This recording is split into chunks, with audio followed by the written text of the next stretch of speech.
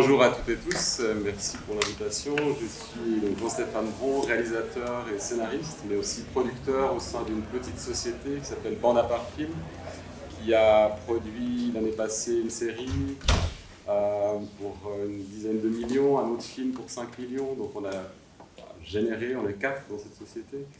On a des employés, etc. Donc c'est un peu aux entrepreneuses, aux femmes entrepreneurs, aux hommes entrepreneurs de ce pays que je vais poser la question. J'ai fait la comparaison sur le nombre d'emplois. Donc la SSR, c'est 7000 emplois. C'est le même nombre d'emplois que le campus Novartis. Imaginons que du jour au lendemain, une entreprise, qu'elle soit de 12 personnes, de 6 personnes ou de plusieurs milliers de personnes, perde 40% de son budget. Ce n'est pas uniquement se restructurer. On sait, tout entrepreneur sait que ce n'est pas simplement une restructuration, c'est un démantèlement progressif.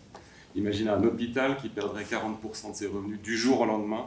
Évidemment, ce n'est plus un hôpital qui peut proposer un ensemble de services, mais un démantèlement progressif de ces services. La SSR, c'est comme probablement l'agriculture.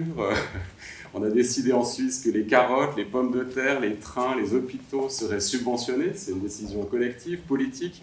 On a aussi décidé que la télévision, le cinéma, les séries, la culture devaient être subventionnés. Et tu l'as très bien dit, pourquoi ? Tout simplement parce qu'on est un marché très petit. Et encore une fois, dans une perspective entrepreneuriale, dans un marché trop petit, il y a besoin de subventions pour survivre. Un des arguments des initiants, je finirai par ça, était de dire que les jeunes ne regardent plus la télévision en linéaire. C'est vrai, ils ne regardent beaucoup moins la télévision en linéaire. Mais j'aimerais juste mentionner un des succès de la RTS avec son émission Tataki qui se diffuse sur les réseaux sociaux, donc Instagram, TikTok, YouTube, avec 2,8 millions d'abonnés, évidemment chez les 15-25 ans. Ce n'est pas uniquement en Suisse, je sais qu'il y a une polémique en Suisse allemande là autour, c'est en Suisse romande, mais aussi en France.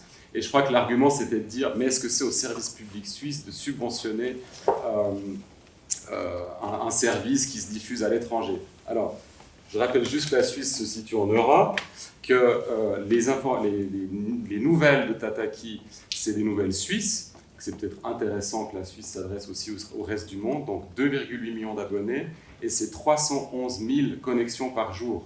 Et en Suisse romande, c'est un jeune roman sur 4 qui suit un contenu par semaine. C'est énorme.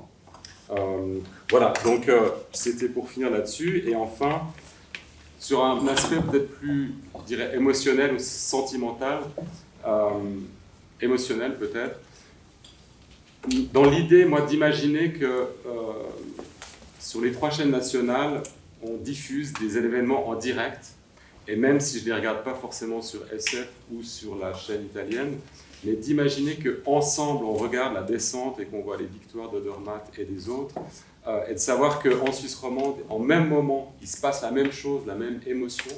Je crois que les Suisses et les Suisses devraient réfléchir à savoir s'ils veulent vraiment que tout ça disparaisse. Et je crois qu'il y a un attachement profond aux chaînes régionales et je pense que c'est là-dessus aussi qu'il faut réfléchir au moment de voter. Voilà. Donc voilà, j'en ai fini. Merci beaucoup.